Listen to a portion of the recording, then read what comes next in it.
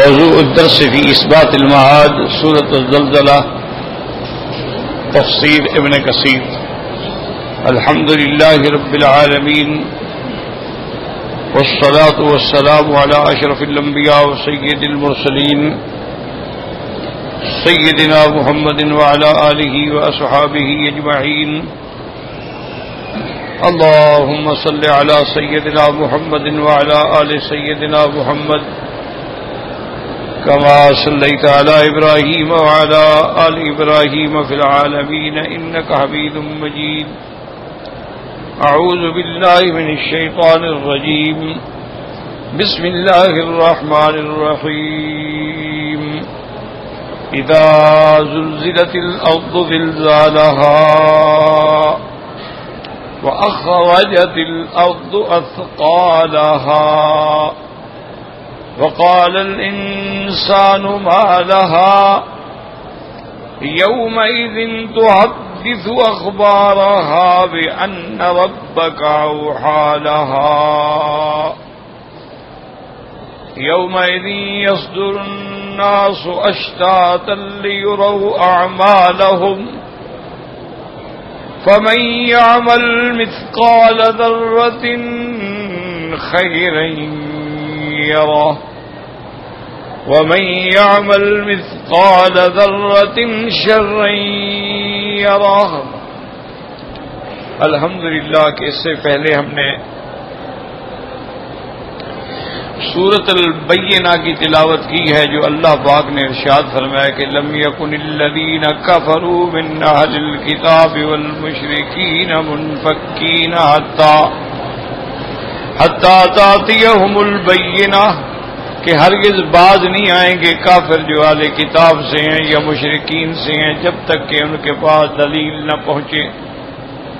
رسول من اللہ، اللہ تبارک و تعالی نے پیغمبر بھیجا جو اللہ کا رسول ہے.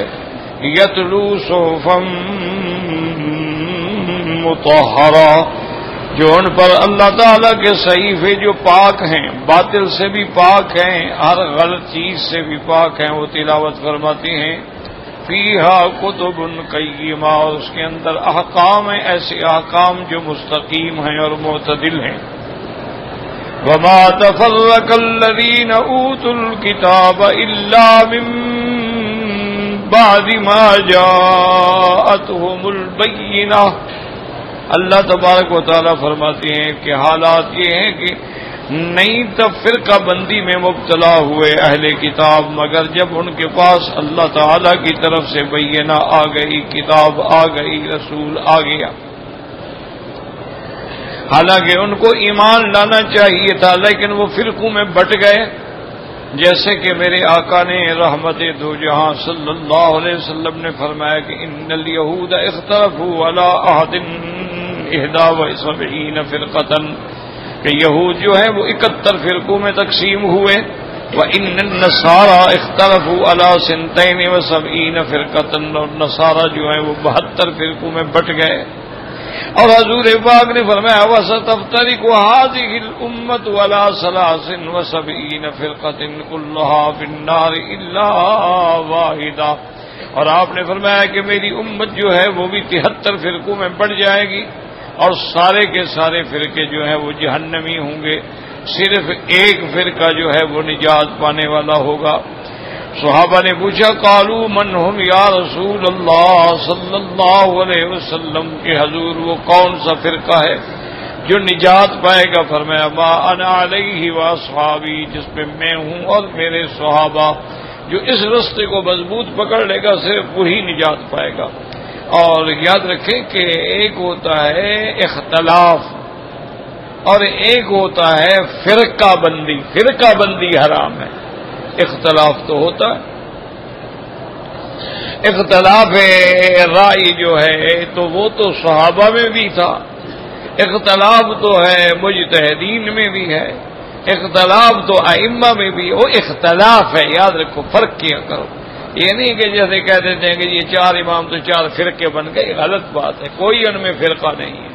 وہ چاروں کے چاروں جو ہیں وہ کتاب اللہ اور سنت رسول اللہ صلی اللہ علیہ وسلم کے پکڑنے والے، انہوں نے اللہ کے رسول کے احکامات کو مرتب کیا ہے، مستنبط کیا ہے، اور یہی اللہ کا حکم ہے کہ قرآن پاک سے اور احادیث مبارک سے استنباط کریں۔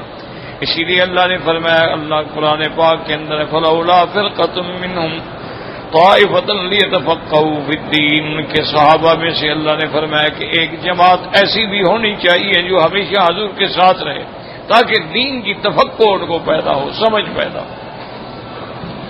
فرقہ بندی کا معنی یہ ہوتا ہے کہ حق سے ہٹ جانا، وہ ہے فرقہ بندی، کہ جیسے روافض ہیں، خوارج ہیں، معتزلہ ہیں، نواسب ہیں، دنیا میں بے انتہا فرق ہیں، وہ ہیں فرقے، وہ جہنمی ہیں۔ اختلاف رائے کا ہونا یا اجتہاد میں اختلاف ہونا یہ تو محمود ہے، اور اسی میں تو اللہ تعالیٰ کی رحمتیں ہیں، اللہ تعالیٰ کی حکمتیں ہیں، اور اللہ تعالیٰ کی مشیت ہے۔ اور اختلاف تو یعنی بڑے بڑے صحابہ کرام میں بھی ہوا، بڑے مسائل میں اختلاف ہوا، تابعین میں بھی ہوا، لیکن سب رحمت اللہ علیہم ان کا مقصد یہ تھا کہ ہم کسی طرح حقیقت تک پہنچ سکیں۔ اس لیے حدیث میں آتا ہے کہ مجتہد جب اجتہاد کرتا ہے، ان اخطاء فلہ اجر، اگر غلطی بھی کر جائے پھر بھی اللہ اس کو اجر دیتے ہیں کہ اس نے محنت تو کی ہے۔ وَإِنْ أَصَابَ فَلَهُ أَجْرَانِ، اور اگر ثواب پہ پہنچ جائے پھر تو دوہرا اجر ملتا، ایک محنت کرنے کا اور ایک ثواب پہ پہنچنے کا۔ تو اختلاف تو مجتہدین میں بھی ہوتا ہے، یہ بالکل عصبیت کی بات ہے کہ آدمی اللہ معاف فرمائے جتنی آیات قرآن میں فرقہ بندی کے خلاف ہیں ان کو ائمہ اربعہ پہ ثبت کرنے کی کوشش کرے تو یہ اس کے اپنے ذہن کے بیمار ہونے کا ہے، ورنہ اللہ پاک نے بیان فرما دیا ہے کہ وَمَا تَفَرَّقَ الَّذِينَ أُوتُوا الْكِتَابَ إِلَّا مِن بَعْدِ مَا جَاءَتْهُمُ الْبَيِّنَةُ، البینہ سے مراد اللہ کا رسول بھی ہے اور البینہ سے مراد اللہ کی کتابیں بھی ہیں۔ وما امروا الا ليعبدوا الله مخلصين له الدين حنفاء ويقيموا الصلاة ويؤتوا الزكاة وذلك دين القيمة، اللہ نے فرمایا کہ ہم نے ان کو نہیں حکم دیا تھا مگر یہی کہ عبادت کریں اللہ کی خالص۔ حنفاء یا حنیف، اس کا معنی ہوتا ہے کہ سب سے منہ موڑ کے اللہ تعالی سے تعلق جوڑ لے، جیسے اللہ نے فرمایا ما کان ابراہیم یہودیا ولا نصرانیا ولکن کان حنیفا مسلما وما کان من المشرکین، اور اللہ نے فرمایا ان کو حکم یہی دیا کہ وہ یقیم الصلاۃ، نماز قائم کریں۔ قائم کرنے کا معنی یہ ہوتا ہے کہ نماز کے ارکان پورے کریں، شرائط پورے کریں اور نماز کو وقت پہ ادا کریں، اس کا معنی ہے قائم کرنا۔ وَيُؤْتُوا الزَّكَاةَ، اور جو اللہ نے فرض کی ہے جو صاحب نصاب ہے وہ زکوٰۃ ادا کریں، اور یہی دین ہے وَذَلِكَ دِينُ الْقَيِّمَةِ، اور یہی وہ دین ہے جو حق والا دین ہے جو مستقیم ہے۔ آگے اللہ فرماتے ہیں ان الذين كفروا من اهل الكتاب والمشركين في نار جهنم خالدين فيها اولئک هم شر البریہ، اللہ نے فرمایا جنہوں نے کفر کیا اہل کتاب سے اور مشرکین سے۔ اہل کتاب کا ذکر پہلے آیا، مشرکین کا بعد میں آیا، اس لیے کہ اہل کتاب تو علم والے تھے، ان کے پاس تو کتاب تھی۔ اگر علم والا آدمی کفر کرے، علم والا آدمی گناہ کرے تو اس کی زیادہ سزا ہوگی۔ ایک ہے جاہل ہے، اس کو پتہ ہی نہیں بیچارے کو، لیکن ایک ہے وہ جانتا ہے کہ یہ چیز حرام ہے، وہ جانتا ہے کہ یہ کفر ہے، وہ جانتا ہے کہ شرک ہے۔ جیسے کہ اللہ تبارک و تعالی نے حضور پاک کے ازواج مطہرات کے بارے میں آیا کہ یا نساء النبی لستن کاحد من النساء، اے میرے مدنی کی بیویاں تم عام عورتیں نہیں ہو، تمہارے گھر اللہ کا نبی آتا ہے، وحی آتا ہے، اگر غلطی کرو گی تو یضاعف لہن العذاب ضعفین، ہم دوگنا عذاب دیں گے۔ اس لیے یہاں بھی اللہ نے اہل کتاب کا ذکر پہلے کیا اور مشرکین کا بعد میں کیا، فرمایا سارے کے سارے کہاں ہوں گے، ٹھکانہ کیا ہوگا، فی نار جہنم، یہ جہنم کی آگ میں جلیں گے، خالدین فیہا، اور ہمیشہ اس میں رہیں گے۔ اولئک هم شر البریہ، اللہ نے فرمایا یہ اللہ کی مخلوقات میں سب سے بری اور بھیڑی مخلوق جو ہے وہ مشرک اور کافر ہے۔ اس لیے علماء نے فرمایا کہ مشرک اور کافر جو ہے وہ حیوان سے بھی بدتر ہے، وہ جانوروں سے بھی بدتر ہے۔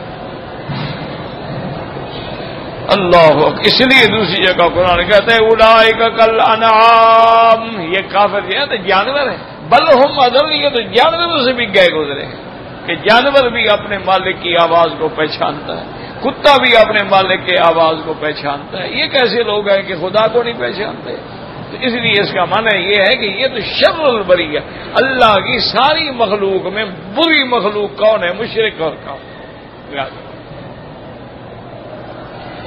اس کے بعد فرمایا ان الذین آمنوا وعملوا الصالحات اولئک هم خیر البریہ، اور جو لوگ ایمان لے آئے اور عمل کیے اچھے، یہ سب سے بہتر مخلوق ہے۔ یاد رکھو اللہ کی بہتر مخلوق کون ہے؟ ایمان والے۔ لیکن یہ بھی یاد رکھیں سارے قرآن میں جہاں بھی ایمان کا ذکر آیا ہے عمل صالح کا ذکر بھی آیا، صرف آدمی زبانی کلامی نہ کہے کہ میں مسلمان ہوں، لیکن عمل بھی تو ہوگا۔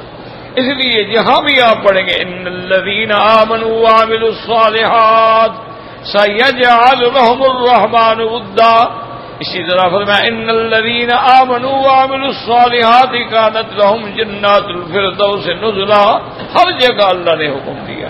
تو اس لیے محدثین کرام نے ایمان کی تعریف یہی فرمائی ہے کہ ایمان کی تعریف کیا ہے کہ تصدیق بالقلب، دل میں تصدیق ہو، واقرار باللسان وعمل بالارکان، اور زبان سے بھی اقرار ہو اشہد ان لا الہ الا اللہ واشہد ان محمدا عبدہ ورسولہ، اور ارکان یعنی اپنے ہاتھ پاؤں سے عمل بھی ظاہر کرے کہ یہ مسلمان ہے، کبھی نماز میں ہے، کبھی رکوع میں ہے، کبھی سجدے میں ہے، کبھی جہاد میں ہے، کبھی اللہ کے راستے میں خرچ کر رہا ہے، کبھی روزے رکھ رہا ہے۔ تو وہ دلیل تو ہونا اسلام کی، ایمان کی۔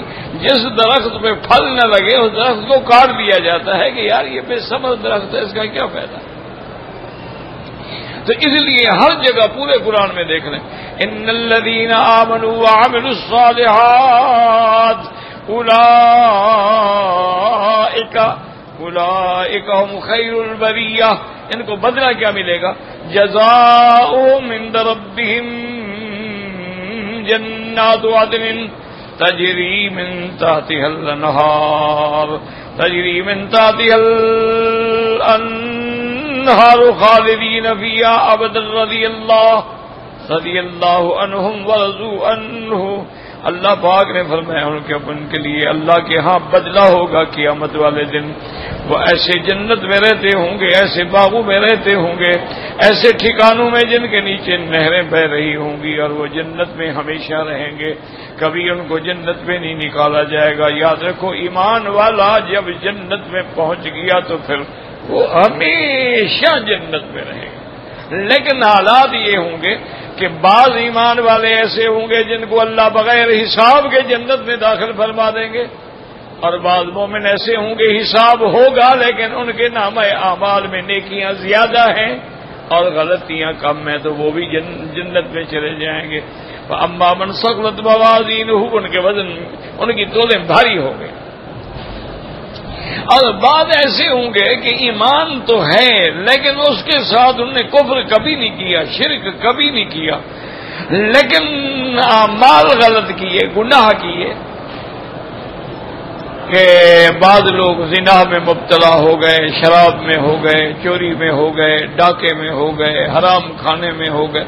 تو ان کے مسئلہ یہ ہے کہ کیا انہوں نے توبہ کر لی؟ دنیا میں توبہ کر لی تو اللہ توبہ قبول فرما دے، اور اگر ایسے حال میں مر گئے کہ توبہ کرنے کا موقع ہی نہیں ملا یا کی ہی نہیں، سوچا ہی نہیں کبھی توبہ کو، تو اب قیامت میں اللہ کی مرضی ہے، اللہ چاہے تو معاف کر دے، اور اللہ چاہے تو ان کے گناہوں کے مطابق ان کو جہنم میں بھیجیں گے، عذاب دیا جائے گا، پھر نکالے جائیں گے، چونکہ جو ایمان والا ہے وہ ایک نہ ایک دن جہنم سے نکلے گا۔ من قال لا الہ الا اللہ دخل الجنہ، او کما قال النبی صلی اللہ علیہ وسلم. لیکن جو کافر ایک دفعہ جہنم میں داخل ہو گیا پھر وہ کبھی نہیں نکلے گا. جو مشرک داخل ہو گیا وہ کبھی نہیں نکلے گا. اسی طرح جو وثنی ہیں، عباد الاسنا، اوثان ہیں، بتوں کے پجاری ہیں، سورج کے پجاری ہیں، شیطان کے پجاری ہیں، غیر اللہ کو پکارتے ہیں، غیر اللہ کو ندا کرتے ہیں، غیر اللہ کو حاجت روا سمجھتے ہیں، غیر اللہ کو مشکل کشا جانتے ہیں، غیر اللہ کے نام پہ نظر دیتے ہیں، نیاز دیتے ہیں، غیر اللہ کو سجدے کرتے ہیں، یہ سب کفر اور شرک ہے اور اس کا ٹھکانہ جہنم. ایمان والوں کے بارے میں اللہ نے فرمایا رضی اللہ عنہم، اللہ ان سے راضی ہو گیا. یہ راضی ہوا تبھی تو جنت ملی نا، راضی نہ ہوتے تو جنت کہاں ملتی. فرضوا عنہ، اور وہ بھی اللہ تعالیٰ کے انعامات پہ راضی ہے کہ ان کو جو جنت ملی وہ راضی ہیں اور خوش ہیں. اس لیے قرآن پاک میں رضی اللہ عنہم ورضوا عنہ.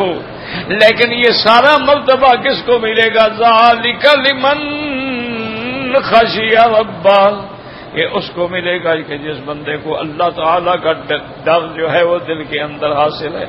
اصل یاد رکھو، اصل چیز ہے کہ دل میں تقویٰ ہو، دل میں خشیت ہو، اللہ تعالیٰ کی عظمت کا استحضار ہو، اللہ تعالیٰ کی عظمت و جلال کا، اللہ تبارک و تعالیٰ کے جبر و قہر سے ڈرتا ہو اور اس کی رحمت پہ امید رکھتا ہو. ذالک لمن خشی ربہ، اور جتنا خشیت زیادہ ہوگی اتنی شان زیادہ ہوگی.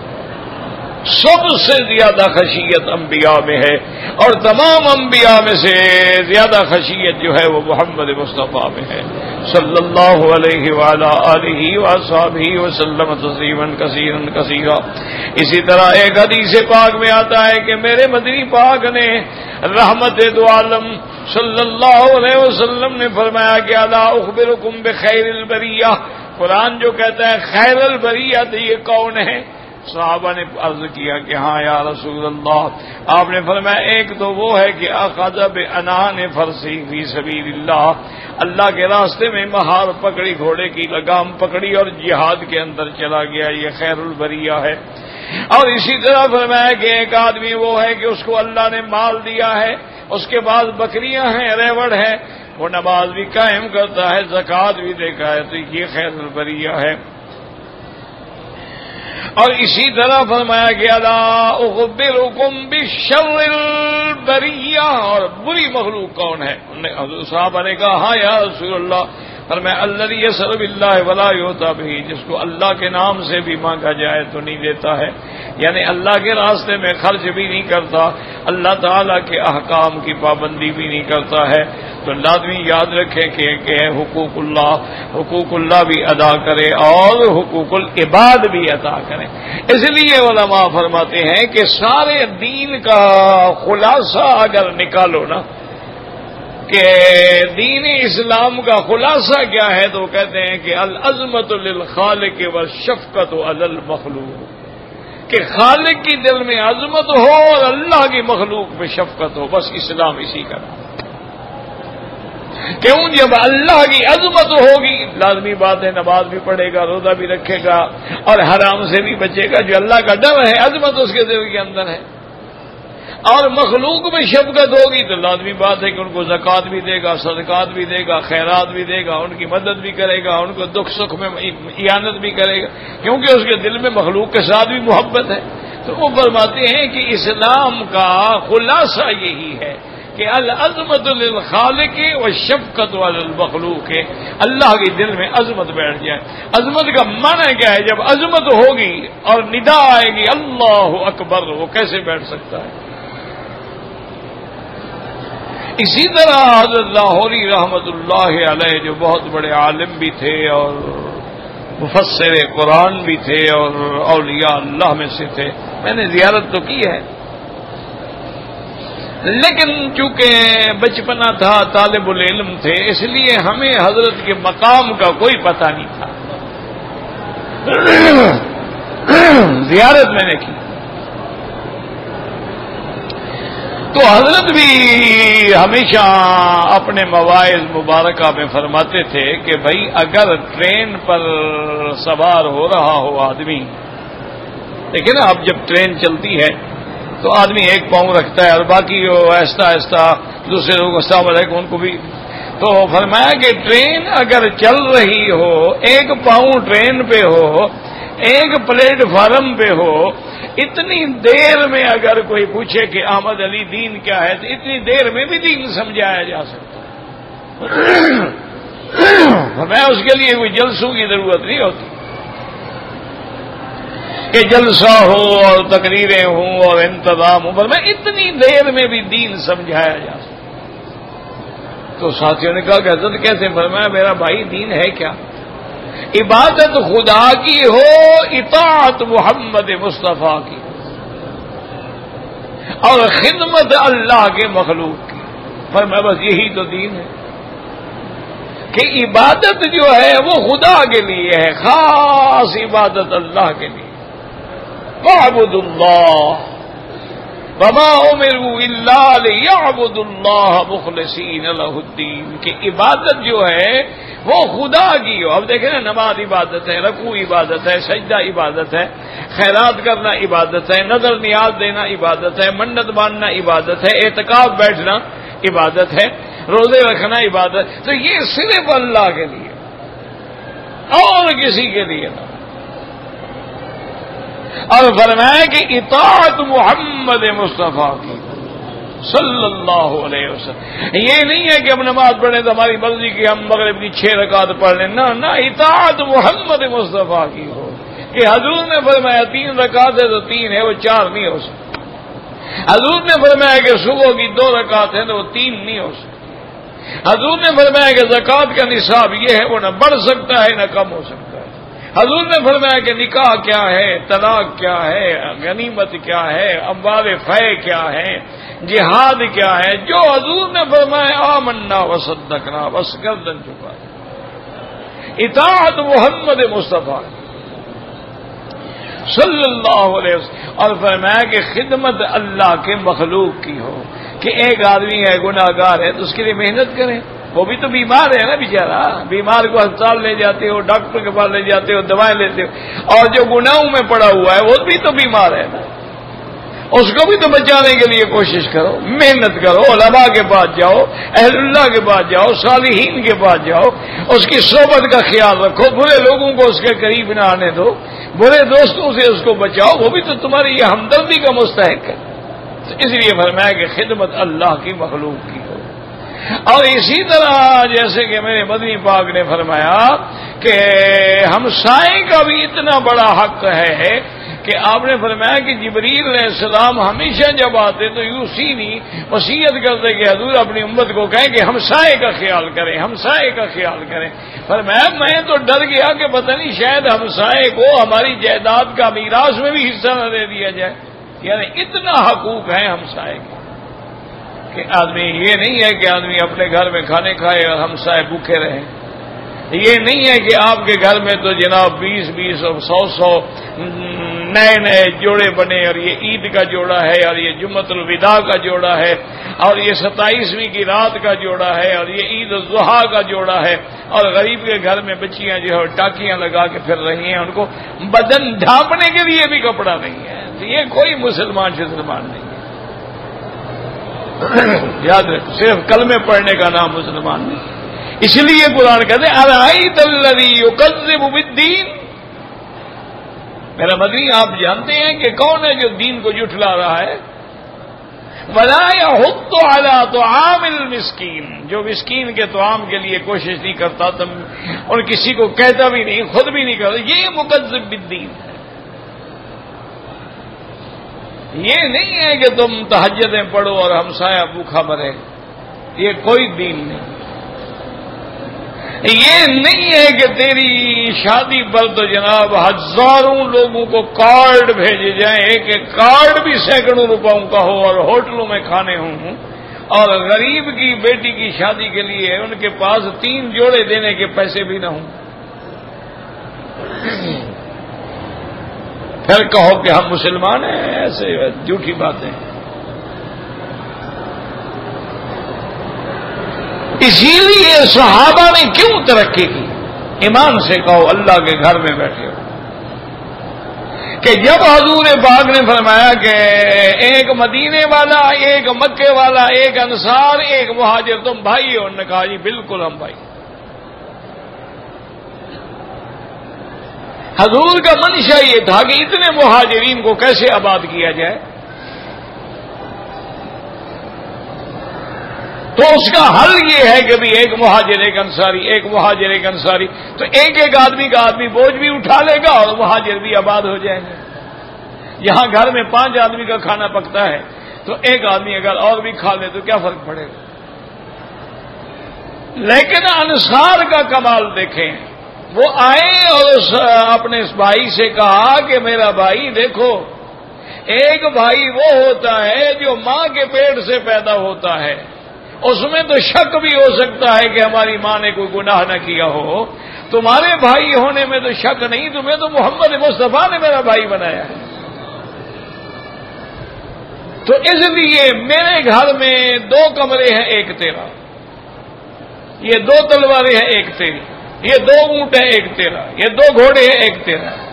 حتیٰ کہ انہوں نے فرمایا دیکھو میری 3 بیویاں ہیں، ان سب کو دیکھ لو، جو تمہیں پسند ہو میں طلاق دے دیتا ہوں، شادی کرو۔ یہ جذبہ تھا، اس لیے پھر مہاجرین و انصار پوری دنیا پہ چھا گئے۔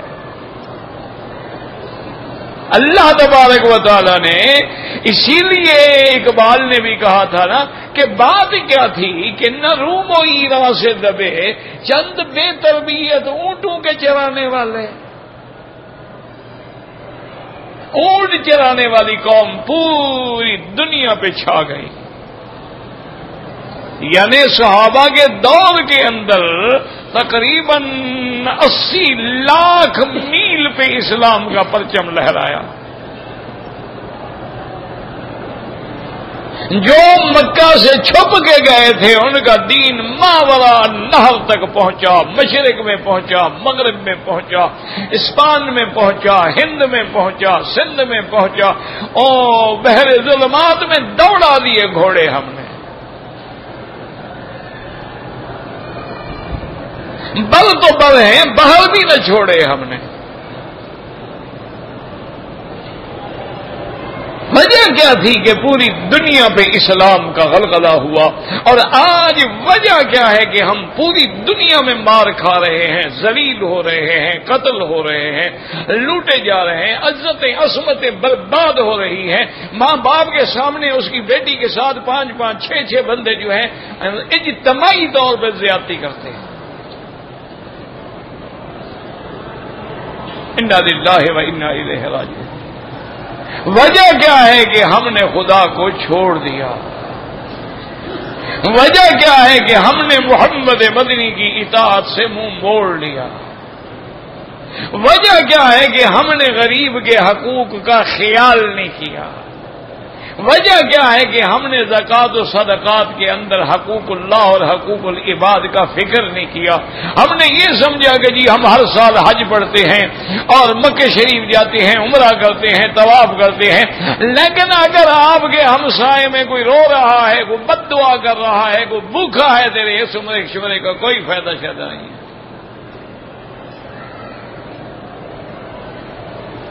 یہ کہاں کی عبادت ہے؟ وہاں تو یہ عالم تھا نا کہ 3 دن سے سیدنا علی کے گھر میں فاقہ تھا، 3 دن سے 3 دن سے سیدہ فاطمہ الزہرا، حسن، حسین سب بھوکے۔ پھر وہ یہ کرتے تھے کہ صبح کو نیت کر دیتے تھے روزے کی، بھی گھر میں ہے تو کچھ نہیں، چلو روزہ تو رکھو۔ حضرت علی رضی اللہ تعالیٰ عنہ ایک یہودی کے باغ میں گئے۔ اس زمانے میں پانی جو ہے نا جی، وہ بڑے بڑے ڈول ہوتے تھے، ان پر رسے لگے ہوتے تھے، اور وہ رسے سے کھینچتے تھے آدمی، وہاں تک چلے جاتے تھے، پھر ڈول نکل آتا تھا، پانی یعنی باغ میں ڈالا جاتا تھا، وہ جو کھالے بنے ہوتے تھے اس میں ڈالا جاتا۔ صبح سے لے کر شام تک حضرت علی اتنی شدید مشقت کرتے رہے، اور وہاں سے کچھ کیا ہے، 1 سا کے قریب آپ کو ملا، یعنی آٹا ملا، کچھ کھجوریں ملی، گھر لے آئے کھانا بی بی نے تیار کیا اور آواز آئی کہ میں یتیم دروازے پہ کھڑا ہوں، فرمایا دے دو اس کو۔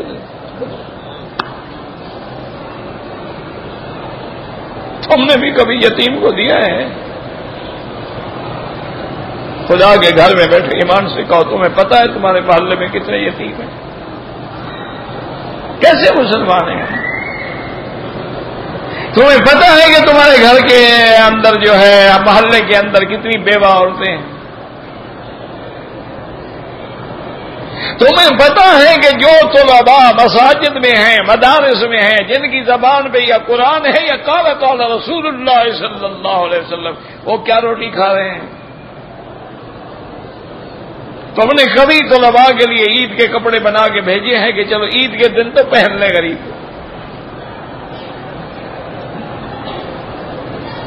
اسلام اس کا نام نہیں ہے میرا بھائی، اسلام کا معنی ہے کہ اس کے تمام حقوق ادا کر، اور اسی کو وَيُطْعِمُونَ الطَّعَامَ عَلَىٰ حُبِّهِ مِسْكِينًا وَيَتِيمًا وَأَسِيرًا۔ ایک دن مسکین آ گیا دے دیا، دوسرے دن یتیم آ گیا دے دیا، تیسرے دن قیدی آ گیا دے دیا، خود بھوکے۔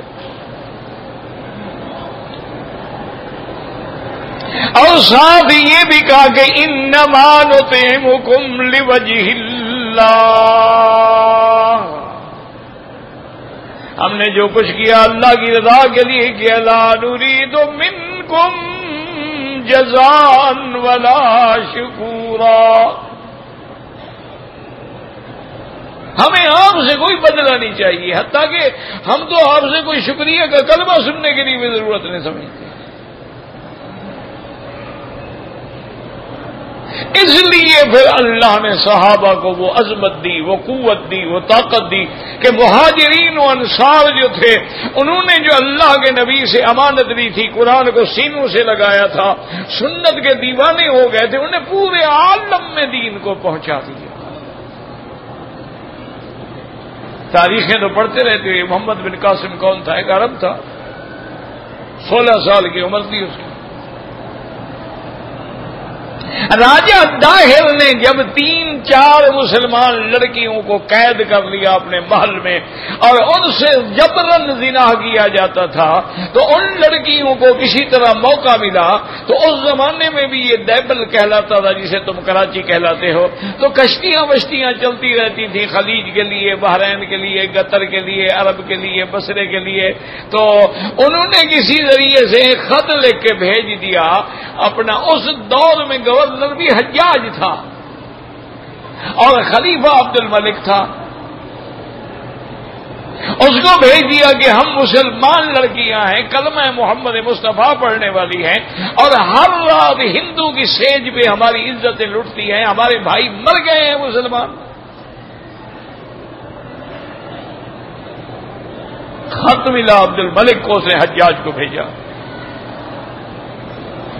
حجاج نے اپنے، یہ بھتیجا ہے محمد بن قاسم، ان کا داماد بھی ہے، اس نے اس کو بلایا اور کہا کہ دیکھو کہ فوراً فوج تیار کرو اور فوراً سفر کرو اور سندھ میں جا کر راجہ داہر کی اینٹ سے اینٹ بجا ڈالو اور لڑکیوں کو ہر حال میں بری کراؤ۔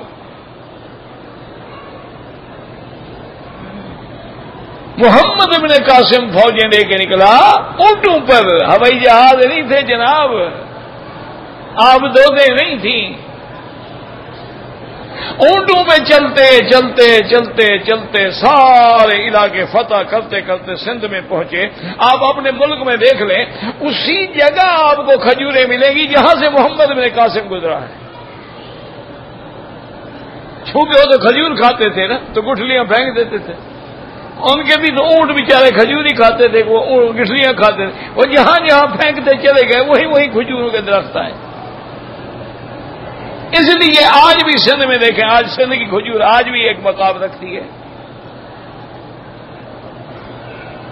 وہاں پہنچا اور اس نے راجہ داہر کو ذلتوں میں شکست دی، تمام لڑکیوں کو برآمد کیا، ان سب ظالموں کو جہنم واصل کیا۔ اور اپنے اسلام اور ایمان کا اتنا ڈنگا بجایا اور رعایا سے اتنا انصاف کیا، جو ہندو جو تھے نا وہ بھی ہاتھ باندھ کے کھڑے ہو جائے، وہ کہتے یہ تو کوئی دیوتا آ گیا، بندہ تو نہیں ہے یہ۔ آج جناب جو کچھ ہو رہا ہے، آپ کو بھی کوئی غیرت آئی ہے کبھی؟ آپ کا بھی دل پھڑکا ہے کہ اگر اس کی جگہ میری لڑکی ہوتی، یہ جو گردنیں کٹی پڑی ہیں ان کے بجائے میرا بیٹا ہوتا؟ مزہ ہے جناب، ماشاءاللہ۔ ہالینڈ کے کپڑے پہنتے ہیں اور پولینڈ کی مرغیاں کھاتے ہیں اور ماشاءاللہ بپسیاں پیتے ہیں، پیزے کھاتے ہیں۔ یہ بھی پتہ نہیں ہے کہ یہ فرنچائز جو ہیں یہودیوں کے ہیں، جو آ رہا ہے عمرے پہ آئے ہیں ماشاءاللہ، اور عمرے سے فارغ ہونے کے بعد کھا کیا رہے ہو؟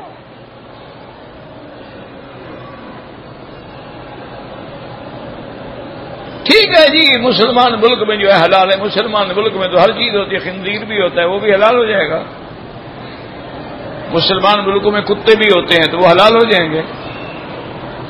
اللہ کے بندے، حلال حلال ہے، حرام حرام ہے، اور بینہما امور مشتبہ، ان دونوں کے درمیان میں بعض چیزیں ان میں شبہ ہوتا ہے کہ شاید حلال ہو یا شاید حرام ہو۔ حضور نے فرمایا جس چیز میں شبہ پڑے اس سے بھی بچ جاؤ۔ کچھ نہیں ہے، بس انا للہ و انا الیہ راجعون۔ مولوی تقریر کے لیے رہ گئے اور عوام سننے کے لیے رہ گئے، اسی لیے شاہ جی فرماتے تھے ہم کہتے رہیں گے، یہ سنتے رہیں گے، بات وہیں رہے گی جہاں تھی۔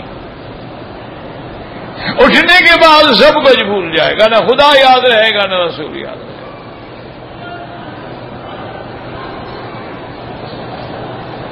اسی لیے ہے نا جی کہ آج جو ہے ہر وقت صرف ایک دھن ہے آدمی کو کہ میری دولت میری دولت۔ اللہ نے فرمایا یاد رکھو ایک وقت آئے گا کہ یوم یحمى علیہا فی نار جہنم فتکوی بہا جباہہم وجنوبہم وظہورہم ھذا ما کنزتم لانفسکم فذوقوا ما کنتم تکنزون۔ یہ سونا چاندی جو ہے نا یاد رکھو، اللہ فرماتے ہیں ہم اسی کو جہنم میں گرم کر کے تمہیں داغ دیں گے۔ کیا یہ ہے وہ جس کے لیے تم نے چوریاں کی، جس کے لیے تم نے شرارتیں کی، جس کے لیے تم نے ڈاکے ڈالے، آؤ مزہ چکھو آج۔ تو اس لیے اللہ تبارک و تعالیٰ نے فرمایا اللہ رضی اللہ عنہم ورضوا عنہ، لیکن کن سے؟ ذالک لمن خشی ربہ۔ خشیہ یاد رکھو، ایک خوف ہوتا ہے، خشیت ہوتی ہے۔ خوف تو ظاہری بھی ہو سکتا ہے، سانپ کو دیکھو تو آدمی ڈر جاتا ہے، کسی موذی جانور کو دیکھ کے بھی خوف آ جاتا ہے۔ خشیت دل میں ہوتی ہے کہ اللہ کی عظمت سے پیدا ہوتی ہے، اللہ تبارک و تعالیٰ کی عظمت سے پیدا ہوتی ہے کہ کوئی چیز بھی آئے تو کہتے ہیں یار پتہ نہیں حلال ہے نہیں۔ اچھا پھر انکار بھی نہیں کرتے کہ مسلمان کا دل نہ دکھے، کہہ دیتے ہیں کہ بھائی بس مہربانی جزاک اللہ، میں نے کھانا نہیں ہے۔ ذرا سا بھی شبہ آیا تو انہوں نے چیز چھوڑ دی۔ بھائی یوں سمجھ لو، ایک چھوٹی سی مثال ہے، تم سمجھتے ہو، مثلا ایک مٹکا ہو جس میں 20 کلو دودھ بھرا ہوا ہو، ایک قطرہ پیشاب کا ڈال دو، کیا خیال ہے سارا حرام ہو جائے گا یا تھوڑا حرام ہوگا؟ تو تم نے بھی کبھی سوچا ہے کہ ہم جو کچھ کما رہے ہیں، اگر زکوٰۃ نہیں دی ہے، اگر ہم نے عشر نہیں نکالا ہے، اگر ہم نے کسی کے حقوق ادا نہیں کیے ہیں، تو پھر باقی کیسے حلال ہو جائے گا؟ اگر ہم سوچیں کہ اچھا جناب یہ ٹھیک ہے کہ یہ جو گوشت بنا ہوا ہے نا، اس میں جو گھی ہے وہ یہیں کا ڈالا گیا ہے، مرغی بھی یہیں کی ڈالی گئی ہے، اللہ کے بندے جو مسالہ ہے وہ تو یہودیوں سے آیا ہے۔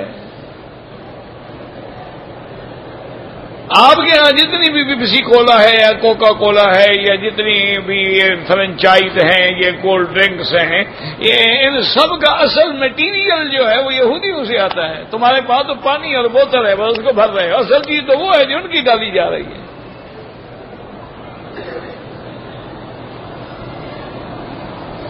اور پھر ان بدبختوں کا دیکھو، یہودی ہے لیکن انہوں نے فیصلہ کیا ہوا ہے کہ ہماری اس فرم کی جو کمائی ہوگی اس کا 10% جو ہے ہم اسلام کے خلاف خرچ کریں گے۔ وہ لگا رہے ہیں، تم 1% بھی اسلام کے لیے لگانے کو تیار نہیں، 1% بھی۔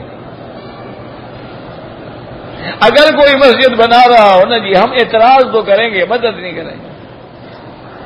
اگر کوئی مدرسہ بنا رہا ہے، بچوں کو پڑھا رہے ہیں، اعتراض تو کریں گے، وہ چھوڑو یار، یہ مولوی چندے چندے کر کے کھاتے ہیں، اپنا پیٹ پال رہے ہیں، تو تم بھی شروع کر دو نا، پتہ لگ جائے بغیر چندے کے۔ اعتراض کرنے کے بجائے تم بھی شروع کر دو نا جی۔ اور مجھے ایک بہت بڑے آپ کے علاقے کے آدمی تھے، میں نام نہیں لیتا، مجھے کہنے لگے کہ مکی صاحب آپ کے مدارس میں دین ہے، بالکل ہمارا ایمان ہے، فقہ پڑھائی جاتی ہے، نحو پڑھائی جاتی ہے، حدیث مبارک پڑھائی جاتی ہے، تفسیر پڑھائی جاتی ہے، لیکن آپ کے لوگ جو ہے نا بیچارے، ان کو جدید تعلیم کا تو کوئی پتہ ہی نہیں کہ جغرافیہ کیا ہے، تاریخ کیا ہے، ریاضیات کیا ہے، کیمیا کیا ہے، فزیا کا ہے، تو ان مضامین کو بھی تو اپنے مدارس میں داخل کرانے کی کوشش کریں۔ میں نے کہا جی بالکل ٹھیک ہے۔ میں نے کہا اچھا اسی طرح میں نے کہا آپ ایسی کوشش فرمائیں گے کہ اپنے کالجوں میں بخاری شریف کو بھی داخل کروا دیں، کہ ان کو مسلمان بنانا نہیں چاہتے آپ اپنے ہائی اسکولوں میں، آپ اپنے ماڈل اسکولوں میں، آپ اپنے انگلش میڈیم میں وہاں بھی تو داخل کراؤ نا فقہ کو، حدیث کو، تفسیر کو، تاکہ مسلمان تو بنے وہ۔ ہمیں تو تم ریاضیات پڑھانا چاہتے ہو، ان کو تم بخاری پڑھانے کے لیے بھی تیار نہیں ہو۔ میں نے کہا یہ بزرگوں نے اسی لیے، ورنہ وہ ریاضیات بھی پڑھا سکتے تھے کہ بہت بڑا ریاضی دان گزرا تھا مصر کے علاقے میں، جب وہ دارالعلوم دیوبند میں آئے تو ایک استاد اپنے طلبہ کو قلیدس پڑھا رہے تھے، اور انہوں نے ایسے مٹھی بند کر کے فرمایا ہوا بھی یہ دیکھو یہ دنیا کا نقشہ ہے، اسی پہ بیٹھ کے وہ سمجھا رہے تھے۔ جب وہ درس ختم ہوا تو اس نے کہا خدا کی قسم میں نے PhD کی ہے، میں بھی اتنی اچھی طرح نہیں سمجھا سکتا جس طرح اس عالم نے سمجھایا۔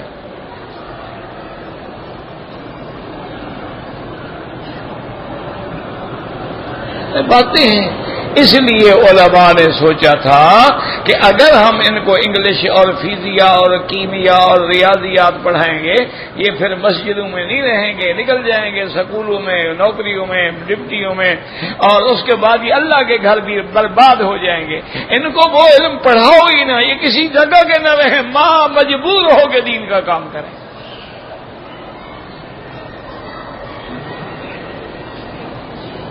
اس کو اور نوکری نہیں ملتی، کہاں جائے گا؟ مسجد میں ہی جائے گا نا۔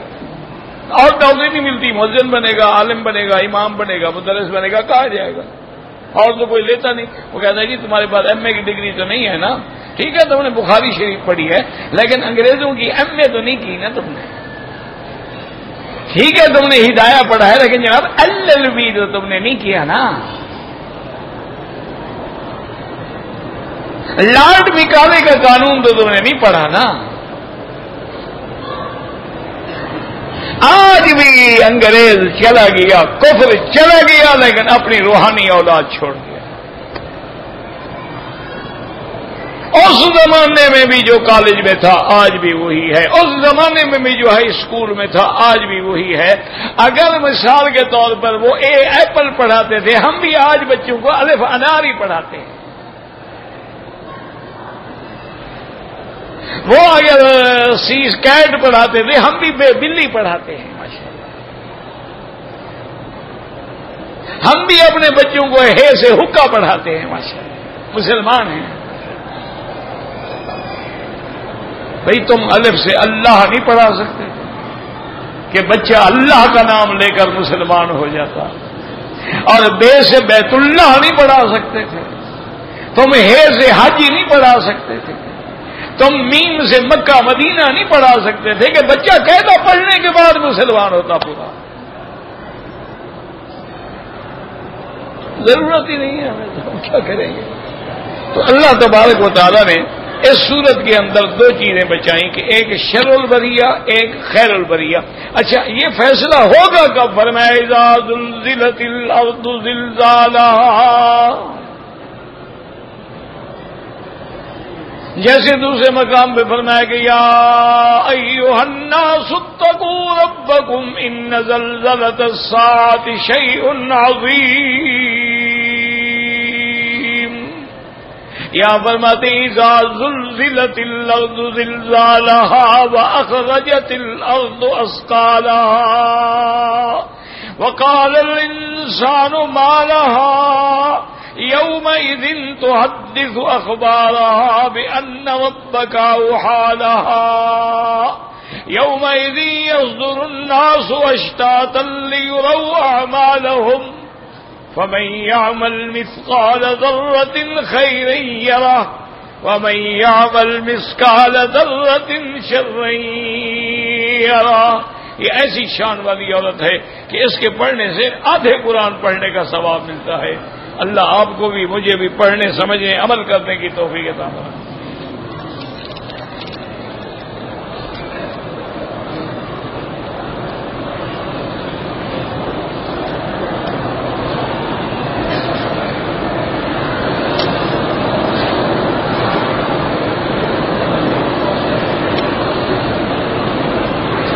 بہرحال میرا بھائی، جب عورت کے ساتھ اس کے خامد کے بھائی کے ناجائز تعلقات ہیں، عورت نے اعتراف بھی کر لیا ہے، ثابت بھی ہو گیا، ایسی عورت کو طلاق تو بغیرت آدمی گھر میں رکھتا ہے نا، غیرت والا بھی اس کے بعد اس کو گھر میں رکھ سکتا ہے۔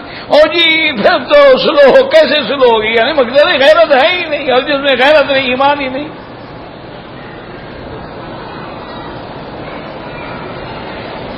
کیونکہ جب شادی شدہ عورت ہے، زنا ثابت ہو گیا، اسلام میں تو رجم کی سزا ہے کہ مار دو اس کو، زندہ ہی نہ رہے زمین پر، تو اسلام نے ایسے سزائیں جاری کر دی ہیں۔ تم نے پھر بھی گھر میں رکھا ہوا ہے، اب اس کا بھائی اب پھر بھی آ رہا ہے ماشاءاللہ، ہاں کچھ عرصہ نہیں آیا تھا، بات پرانی ہو جائے، اس نے اپنا کام پھر شروع کر دیا، مسئلہ پوچھنے آیا مولوی صاحب سے۔ جب غیرت نہیں، مسئلے کا کیا مطلب؟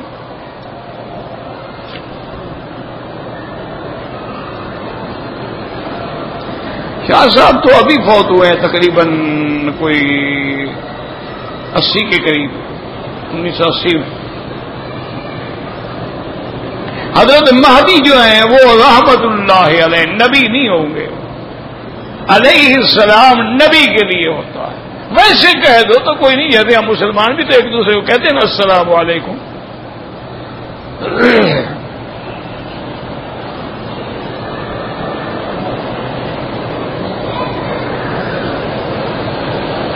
میرے والد محترم کا ایکسیڈنٹ میں ہڈی ٹوٹ گئی، ابھی تک نہیں جڑی، پیشاب کی بھی تکلیف ہے، ان کی جگہ میں حج کر سکتا ہوں؟ بالکل کر سکتے، آپ حج بدل کریں، ان سے اجازت لیں اور باقاعدہ حج بدل کریں، اور وہ خرچہ بھی اگر خود دے دیں تو زیادہ بہتر ہے۔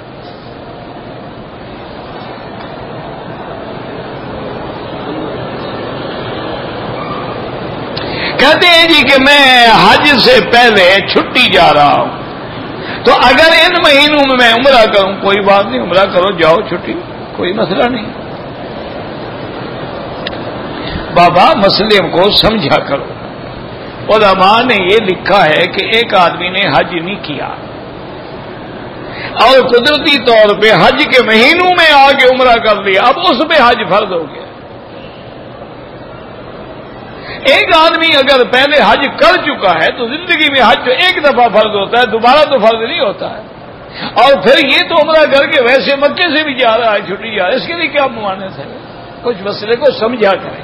وہ جو ہے نا کہ عمرے کرنے سے حج فرض ہو جائے گا، حج فرض ہو جائے گا، معنی یہ ہے کہ آدمی نے حج نہیں کیا ہوا اور اشہر حج میں شوال ذوالقعدہ میں آ گیا، عمرہ بھی کر، اس کا معنی ہے کہ اب تو اس کے بعد حج کی طاقت ہو گئی نا، حج کر سکتا ہے، حج فرض ہو گیا، کیونکہ اب تو 50 ریال میں حج ہو جائے گا۔ 5 ریال دے گا مینا پہنچ جائے گا، 10 ریال دے گا عرفات پہنچے گا، 10 ریال دے گا مزدلفہ پہنچ جائے گا۔ اور اگر جوان آدمی ہو تو ماشاءاللہ پیدل چلا جائے تو پھر یہی 5-10 ریال کھانے پینے کے خرچ۔ ویسے اکثر تو وہ بھی نہیں ہوتے۔ اللہ کے بندے جو ہیں ماشاءاللہ پورے مینا میں، پورے عرفات میں، اور حکومت بھی، سعودیہ حکومت بھی ماشاءاللہ پورے سڑکوں پہ کنٹینر لگے ہوتے ہیں، کہیں پانی تقسیم ہو رہا ہے، کہیں کھانا تقسیم ہو رہا ہے، کہیں لسی تقسیم ہو رہی ہے، کہیں فروٹ تقسیم ہو رہا ہے، یعنی بلکہ کرتون کے کرتون جو ہے فروٹ کے اٹھا کے تمہاری گاڑی میں زبردستی پھینک دیتے ہیں۔ تو وہ بھی انشاءاللہ پیسے نہیں لگتے، آدمی الٹا کچھ نہ کچھ گٹھڑی باندھ کے گھر لے آتا ہے کہ بھی اگلے 10-15 دن بھی کھاتے رہیں گے۔ اس کو یہ توفیق نہیں ہوتی یار یہ لوگوں کا مال ہے، یہ تو غریبوں کو دے دوں۔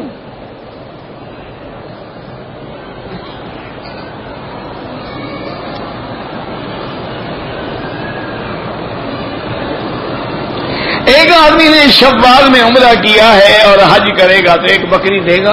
بالکل۔ فرق اتنا ہے کہ حنفی مسلک میں اس پہ جرمانے کی بکری ہے اور باقی اماں فرماتے ہیں تمتع ہو گیا اس کا۔ تو بکری تو ہر حال دینی ہے نا جی۔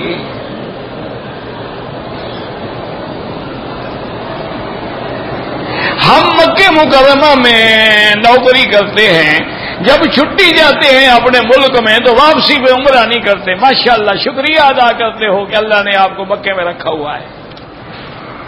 انا للہ و انا، دم واجب ہو جائے گی، عمرہ بھی کرنا پڑے گا، دم بھی دینی پڑے گا۔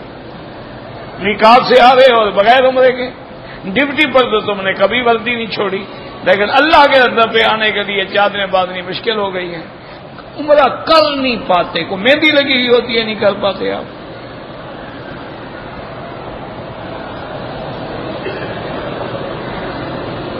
میں جدہ سے مدینہ منورہ گیا، مدینہ سے جدہ آ گیا، عمرہ کوئی ضروری نہیں۔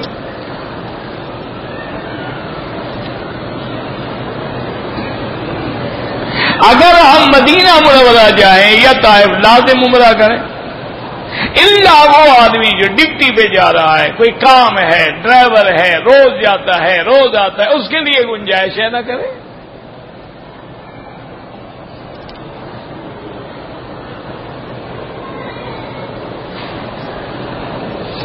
یہ میں نے بتا دیا ہے کہ اگر اس نے حج پہلے نہیں کیا ہوا اب عمرہ کیا تو پھر حج بھی کریں۔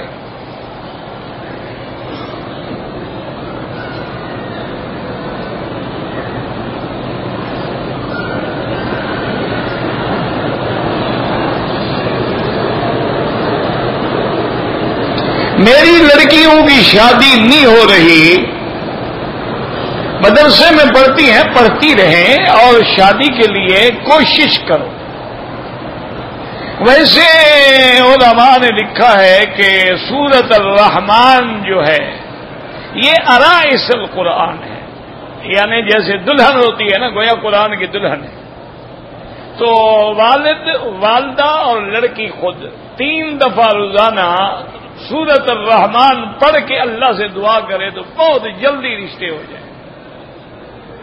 اور دوسری بات میرے بھائی یہ ہے کہ تم بھی رشتے میں دین والا چنو، دولت والے نہ ڈھونڈو، یہ بڑے بے وفا ہوتے ہیں۔ جو خدا کا بے وفا ہے، نبی کا بے وفا ہے، تیری بیٹی سے وفا کرے گا؟ دین والا آدمی ڈھونڈو، جس مدرسے میں پڑھ رہی ہے اسی استاد کو کہہ دو 1 دن میں رشتے ہو جائیں گے۔ تم یہ نہ سوچو غریب ہے امیر ہے، یکونوا فقراء، اگر غریب اللہ فرماتا ہے میرا وعدہ ہے کہ میں ان کو غنی کر دوں گا۔ جس کے رزق میں برکت نہ ہوتی وہ شادی کرے۔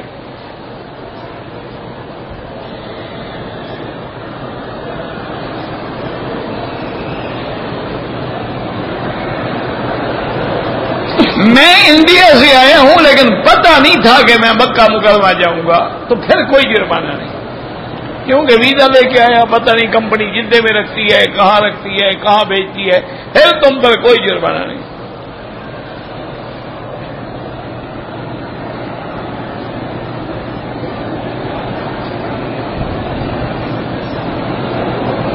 میں انڈیا سے آیا 23 رمضان کو پہنچا، انڈیا کے حساب سے میرے روزے 29 بنتے ہیں، تو ایک روزہ رکھو، پورا کرو، اس میں کیا ہے؟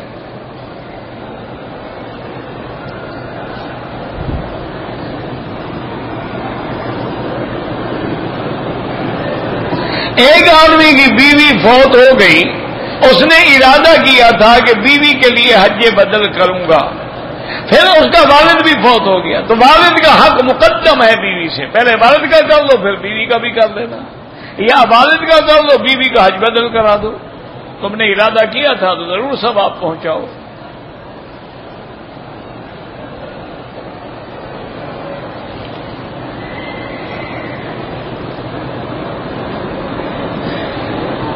اگر ایک آدمی نے حج نہیں کرنا ہے لیکن ان مہینوں میں عمرہ کرنا چاہے کر سکتا ہے، کوئی منع نہیں، عمرہ تو منع نہیں اللہ کے بندے۔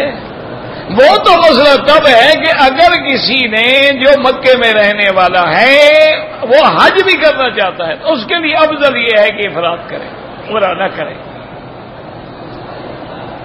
حج ہی نہیں کرنا تم نے، جتنا مرضی ہے عمرے کرو۔ کہتے ہیں جی کہ بعض گاڑیاں ہم قسطوں پہ لیتے ہیں کہ مثلا اس کی 1000 ریال مہینہ قسط ہے، بالکل جائز ہے، کوئی منع نہیں، کیونکہ اگر نقد خریدو مثلا قیمت 20,000 ہے، قسطوں پہ 25,000 ہے، تو گویا یہ گاڑی تم نے خریدی ہی 25,000 میں ہے، لہذا یہ سود نہیں بنتا۔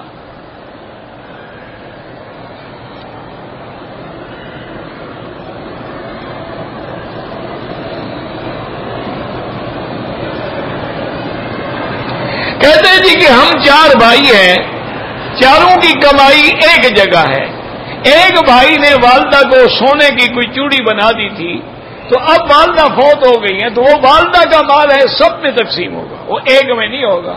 اب دی ہے تو مرنے کے بعد لینا چاہتا ہے، اکیلا ہے ماشاء اللہ۔ جب تم نے والدہ کو دے دی تو وہ مال والدہ کا ہو گیا، تمہارا کہاں رہا اللہ کے بندے؟ زندگی میں والدہ کو خوش کر لیا، مرنے کے بعد پھر چوڑی واپس لینا چاہتا ہے، سمجھدار آدمی ہے ماشاء اللہ۔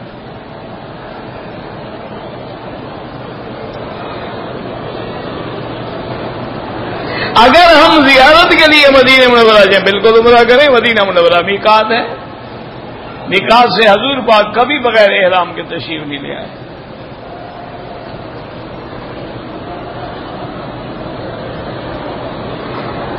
ہاں اگر ایک آدمی نے حج نہیں کرنا، صرف اس نے قربانی دینی ہے، اضحیہ جو قربانی ہوتی ہے ہر سال، تو اس کو بھی چاہیے کہ یکم ذی الحج کے بعد ناخن حجامت وغیرہ نہ کرے، پہلے کر لے، تاکہ کم از کم حاجیوں کی شکل تو بنا لے نا، اللہ پاک اسی شکل بنانے میں بھی معاف کر دیں گے۔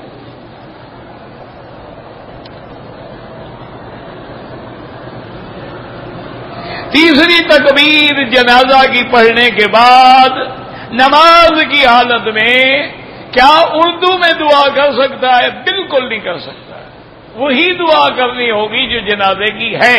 تمہیں نہیں آتی تو بس اللہم اغفر اللہم اغفر اللہم اغفر ایک لفظ یاد کر لو، کوئی بات نہیں، لیکن اردو میں دعا نہیں کر سکتے۔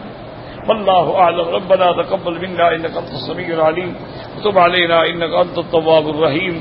یا اللہ عالم اسلام پہ اپنی رحمت نازل فرما، یا اللہ عالم اسلام سے عذاب رفع فرما، یا الہ العالمین بیماروں کو شفا عطا فرما، بے حیاؤں کو حیا عطا فرما، بے دینوں کو دین عطا فرما، بے اولادوں کو اولاد عطا فرما، قرض داروں کے قرض عطا فرما، جن کا رزق تنگ ہے ان کے رزق میں برکتیں عطا فرما، یا اللہ جن کے گھروں میں بچیاں ہیں ان کے رشتے آسان فرما، یا اللہ ہمیں مانگنا بھی نہیں آتا، بغیر مانگے اپنی رحمت عطا فرما، یا اللہ حرمین الشریفین کے آداب نصیب فرما، حرمین الشریفین کے ثمرات و برکات نصیب فرما۔